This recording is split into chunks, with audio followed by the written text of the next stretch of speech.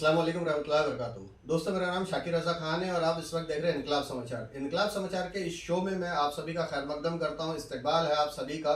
तो आइए, आज के जो शो हम आपके सामने रखने जा रहे हैं, उम्मीदवारी पर दावेदारी। उम्मीदवारी पर दावेदारी में आज कांग्रेस पार्टी से मध्य नागपुर में दावेदारी पेश करने वाले एक ऐसा नौजवान उम्मीदवार हमारे साथ मौजूद है हमारे स्टूडियो में, जिनको हम आपके लिए सामने पेश कर रहे हैं। उनका नाम है शादाब नायडू।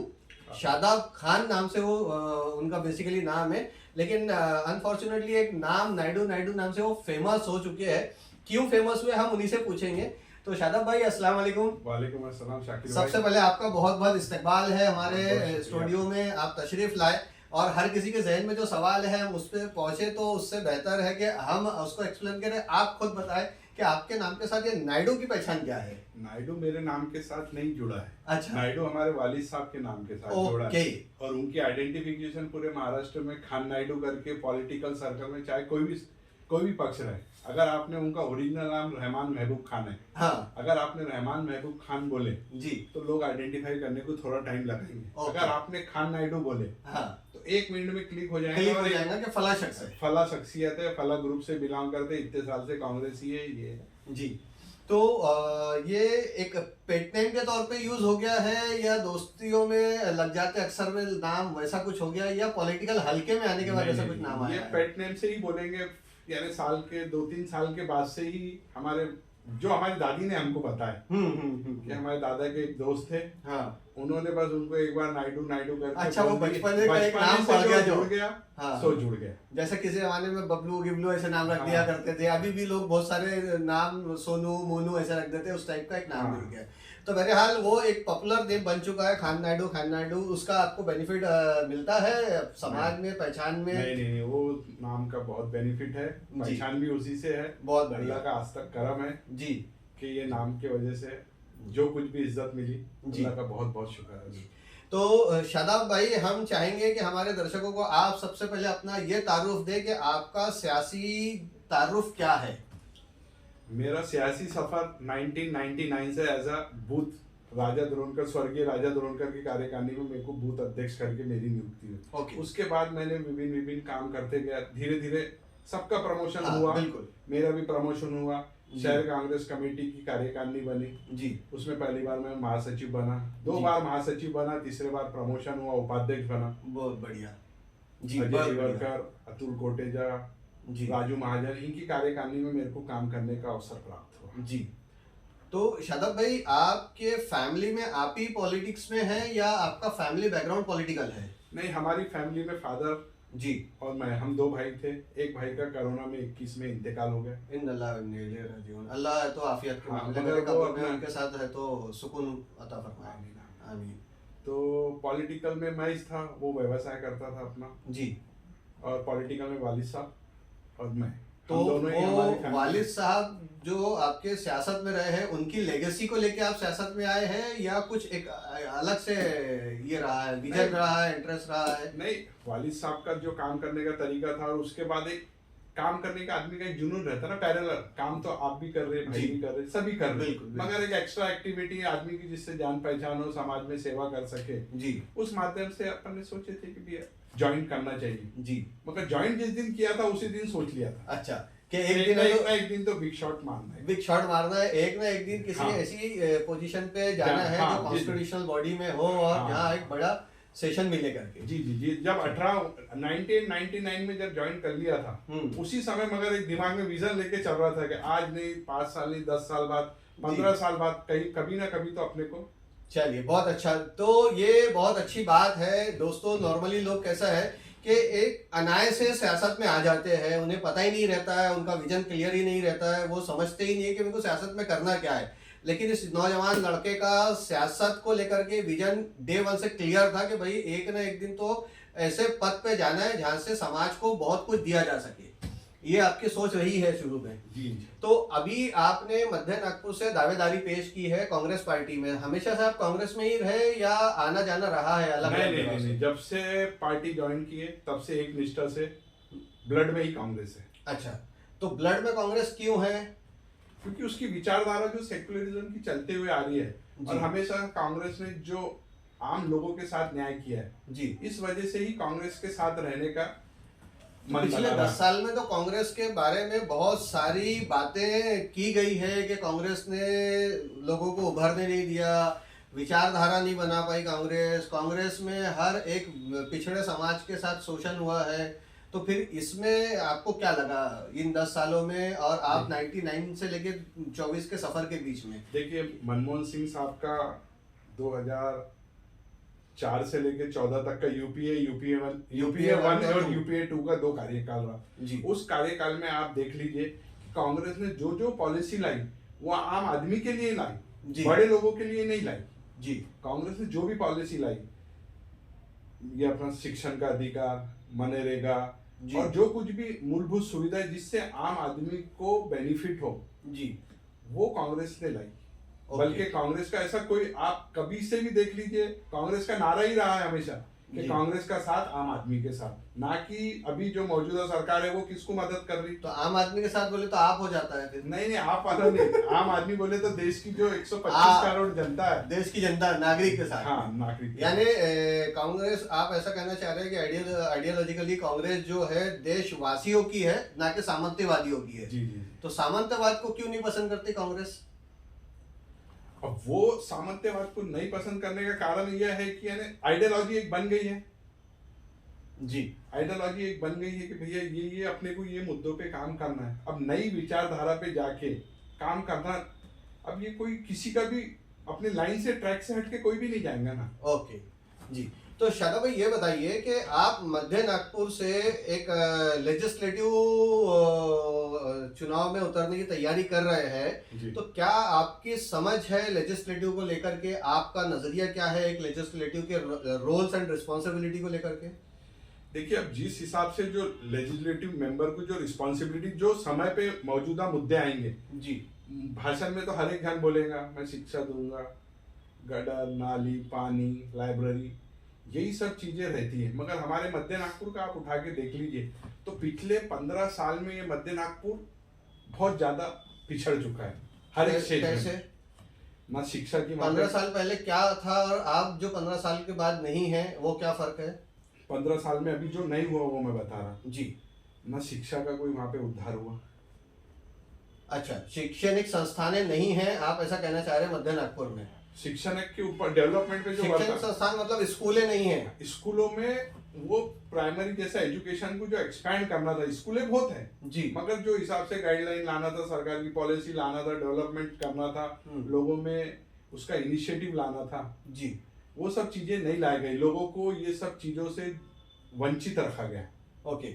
उसके बाद आप ले लीजिए रोजगार भी आप देख लेंगे इक्विवेलेंट टू, यानी कमर्शियल जरूर है, मगर जो जो जो समझ लीजिए उस समय भी जो वो मुकाम पे था, आज भी वो वही मुकाम पे है। मध्य नागपुर में मेट्रो ट्रेन बन गई है, मध्य नागपुर में ब्रिजेस बन रहे हैं, इंफ्रास्ट्रक्चर डेवलप हो रहे हैं, तो फिर रोजगार क्यों नहीं डेवलप होगा? जबकि मध्य नागपुर तो नागपुर का बिजनेस कैपिटल है। बिजनेस कैपिटल है जरूर, हाँ, मगर बिजनेस आके कौन कर रहा? मध्य नागपुर के 5-10% लोग व्यवसाय कर रहे हैं, बाकी तो जरीपटका से लोग आ रहे, इतवारी से आ रहे, वर्धमान नगर से आ रहे, ताजाबाग से आ रहे, पूरे मार्केट में जो भी हब है वहां आप देख लेंगे तो वो तो अब कैसा है, शहर है, शहर तरफ से फैला हुआ है, तो वहां मध्य नागपुर में कारोबार करने वाला आदमी कहीं भी रह सकता है। अब आप उसके रहने और उसके कर्म भूमि और उसकी जन्म भूमि को बांट देंगे तो फिर तो सावरकर की थ्योरी हो जाएंगी। नहीं, सावरकर को फॉलो करने वाले हो जाएंगे आप, तो कर्म भूमि अलग और जन्म भूमि अलग वाली बात। मैं सावरकर वाले मुद्दे पे ही नहीं जा रहा। हाँ। जो विधायक साहब थे, जो वर्तमान विधायक साहब विकास कुमार साहब जी, उन्होंने पिछले 15 साल में क्या डेवलपमेंट के, मेट्रो तो ये तो सेंट्रल गवर्नमेंट की पॉलिसी जी, ओवर ब्रिजेस ये गडकरी साहब की देन है जी, इनका एक्स्ट्रा एफर्ट क्या है कि ये कहीं पे बताए कि भैया मेरे को 15 साल आप लोगों ने दिए। मतलब एक विधायक के रूप में आप बात कर रहे हैं। हाँ। अपने जो मौजूदा विधायक है उनसे, हाँ, उनसे आपका सवाल है, तो क्या उनके कार्यकाल में आपको देखने नहीं मिला जो आप आएंगे तो कर लेंगे? फर्क क्या रहेगा फिर? अब जो भी उनके कार्यकाल में क्या देखने, उन्होंने करे क्या, ये भी बहुत बड़ा, ये तो आपको बताना है। हाँ, अब उन्होंने अभी बोलना अच्छा नहीं लगता। नहीं बोलिए, इनकलाब समाचार एक मात्र ऐसा प्लेटफॉर्म है जहां आप खुल के बोले। हमने उम्मीदवारी पे दावेदारी का शो रखा ही इसीलिए है ताकि हर वो दावेदार जो अपने अपने आप को अपनी पार्टी में उम्मीदवारी का दावेदार मान रहा है, उसके विचार हमारे ऑडियंस तक पहुंचे। उन्होंने पिछले 15 साल में वो चाहते तो मध्य नागपुर को एक प्रोग्रेसिव मध्य नागपुर 15 साल का कार्यकाल कम नहीं होता। क्या मॉडल है आपके आपके जहन में, क्या मॉडल है मेरे तो जो जो मॉडल है किया? जब कांग्रेस उम्मीदवारी देंगी तो वो आपके चैनल के माध्यम से सबसे पहले रिलीज होगा इंशाल्लाह। जो भी मेरे मॉडल है वो आपके चैनल के माध्यम से सबसे पहले रिलीज होंगे। सबसे पहली बाइट अगर कांग्रेस पार्टी मेरे को उम्मीदवारी देती है जी, तो मैं सबसे पहला बाइट आपको दूंगा इंशाल्लाह। जो मेरे मॉडल रहेंगे जी। कि मध्य नागपुर अभी कैसा था और आगे कैसा रहेगा 2029 तक जी। जो भी इंशाल्लाह गवर्नमेंट की तरफ से अपने को बेनिफिट मिलेगा, जो जैसे गवर्नमेंट हमारी आए। सवाल ये आता है कि कांग्रेस के ऊपर में पिछले 10 सालों में मुसलमानों के तुष्टीकरण का इल्जाम बहुत ज्यादा लगा है। एक तरफ से मुसलमानों के तुष्टीकरण का इल्जाम लगाया जाता है आरएसएस के सबसे बड़ी पॉलिटिकल विंग के तरफ से। आरएसएस की ही पॉलिटिकल विंग की जो बी टीमें मानी जाती है, उनके तरफ से मुसलमानों के हनन का इल्जाम लगता है। तो ये दोनों इल्जाम आपको फेस करने होंगे मध्य नागपुर में। तो ये दोनों इल्जामों का कैसा आप निवारण करेंगे? हमेशा से आप देखा जाए तो यानी तुष्टीकरण का भी इल्जाम लगता है और इधर आप पर है तो मुस्लिम समाज के हनन का भी इल्जाम है। यानी पार्टी टीम ए बोलती है तुष्टीकरण, टीम बी बोलती है हनन। देखिए, एक तो सबसे पहले मैं आपको एक बात क्लियर कर दूं। आपको अगर जवाहरलाल नेहरू साहब का पहला मंत्रिमंडल याद होगा जी, तो उन्होंने शिक्षा मंत्री मौलाना आजाद साहब को बनाई थे। बिल्कुल सही है। और वो शिक्षा की नीति पे आज तक जो जब से लेके आजादी से लेके आज तक जो भी हो, चाहे मेडिकल हो, इंजीनियरिंग हो, आईएमएम हो, एमबीओ हो, उस समय उनकी जो सोच थी उस आधार पे लेके कांग्रेस ने उनको एज एजुकेशन मिनिस्टर शपथ दिलाई थी। बिल्कुल। और वो चीज का फायदा आज तक अपन लेते आ रहे हैं जी।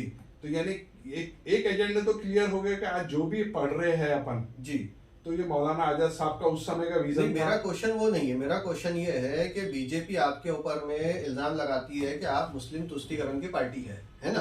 और बीजेपी की जो बी टीम के रूप में पूरे देश में मशहूर हो चुकी है, असद अवैसी की पार्टी एमआईएम, वो आप पे इल्जाम लगाती है कि आपने मुसलमानों के हितों की रक्षा नहीं की, मुसलमानों के साथ धोखेबाजी की है, मुसलमानों का आपने हमेशा से हक मारा है। तो ये दोनों इल्जाम मध्य नागपुर में सबसे ज्यादा आपको फेस करने पड़ेंगे। तो आप कैसे उसका निवारण कर पाएंगे? आप कैसा उस बात से हमको सेटिस्फाइड कर पाएंगे? बाकी नागपुर के बाकी कॉन्स्टिट्यूंसी में इतना ये इफेक्ट नहीं करेगा, लेकिन मध्य नागपुर में सबसे ज्यादा ये इफेक्ट करेगा।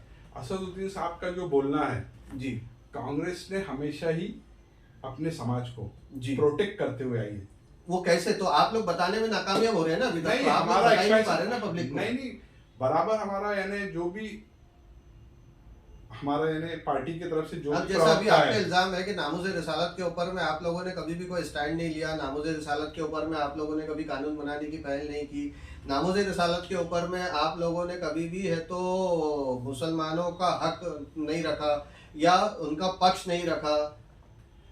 इस बारे में तो मैं ज्यादा नहीं बोलना चाहूंगा, मगर इतना है कि जब उस समय लास्ट गवर्नमेंट अपने महाराष्ट्र में चौहान साहब की थी, उन्होंने अपने को आरक्षण ऑलरेडी दिया था। आरक्षण क्या में दिया है?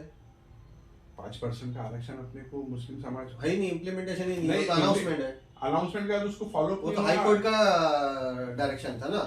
नहीं, अंडर प्रिविलेज तो ईडब्ल्यूएस में मिल रहा है ना, माइनॉरिटी को कहाँ आरक्षण मिला?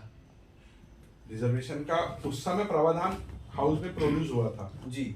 उसके बाद इम्प्लीमेंट गवर्नमेंट गई, फिर उसके बाद अपन पावर में नहीं आए, और जो मौजूदा गवर्नमेंट थी जी, उनका तो अपने पद की रोक आपको मालूम ही है। वो तो सीना ठोक के बोलते, तेलंगाना में जाते तो बोलते हम तो मुसलमानों का आरक्षण छीन लेंगे और हिंदुओं को बांट देंगे जी। वो तो गृह मंत्री का खुला स्टेटमेंट है, तो उसमें कोई दो राय नहीं है। उसके बाद से फिर मेरा सवाल आपके साथ है, क्योंकि आप उम्मीदवारी में दावेदार है अभी इस वक्त में, और मध्य नागपुर में आपको ये काउंटर करना है, ये दोनों पार्टियों को आपको काउंटर करते हुए अपने वोटर तक अपनी बात को पहुंचाना है। तो ये प्लेटफॉर्म, ये मंच आपका बारे में से वो इंतजार कर रहा है कि आप अपनी बात कैसे पहुंचा पाएंगे। ये इस पे पहले गाइडलाइन कांग्रेस पार्टी की आएंगी, पार्टी जो इंस्ट्रक्शन देंगी, क्योंकि उम्मीदवार तौर पे जो भी आए उसकी बात तो ठीक है, पार्टी ने एक जो अभी ये जो मसला चल रहा है इस पे कुछ ना कुछ पार्टी की स्टडी चालू है, और ये पार्टी को भी अच्छे से मालूम है कि यानी ये चीज अपने को अभी फेस करना है। तो अब ये कुछ ना कुछ कांग्रेस मैनिफेस्टो बोलो या अलग से बोलो,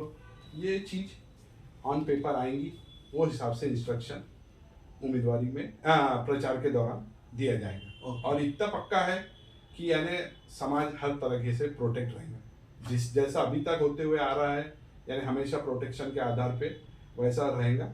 इतनी बात। यानी आप ये कहना चाह रहे हैं कि हमारा जो सोशल सिक्योरिटी है वो कायम रहेंगी। जी जी जी, हमारी सोशल सिक्योरिटी कायम रहेंगी। तो इंशाल्लाह। चलिए शादाब भाई, बहुत बहुत शुक्रिया आपका हमारे स्टूडियो तशरीफ लाने का। अपने विचार हमारे दर्शकों के लिए सामने आपने पेश किए, हमने आपसे जो सवाल किए आप उसके जवाब दिए। अब हमारे दर्शकों को तय करने दीजिए कि वो जवाब उनको कितने पसंद आए नहीं आए। दोस्तों इंशाअल्लाह फिर आपसे के सामने हाजिर होऊंगा, तब तक के लिए इजाज़त दीजिए। जज़ाकल्लाह खैर, अल्लाह हाफिज़।